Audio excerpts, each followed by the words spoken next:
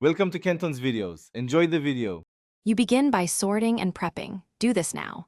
Gather paper, cardboard, plastics, glass, and metal into separate containers and rinse stubborn food. This prevents contamination and improves recovery. Once done, remove lids when your municipality asks and flatten cardboard to save space. Make sure to check your city's curbside codes or depot hours so you head to the correct collection point. Following local rules ensures your materials actually get recycled rather than ending up in landfill. You now deal with tricky materials.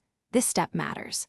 Collect electronics, batteries, light bulbs, and paint separately and locate a designated take-back or depot. These items require special handling to prevent pollution and recover valuable materials. Once you've separated regular plastics, check the 1-7 resin codes and sort according to what your municipality accepts, because mixed plastics can contaminate loads. Make sure to set aside soft plastics or cartons if your area runs depot collection. This targeted routing increases. You finish by delivering materials correctly. Timing and placement are crucial.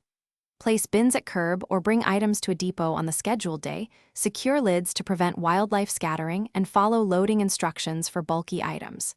If a load is rejected, contact your municipality, learn the rejection reason, and adjust your sorting. This feedback loop fixes recurring contamination.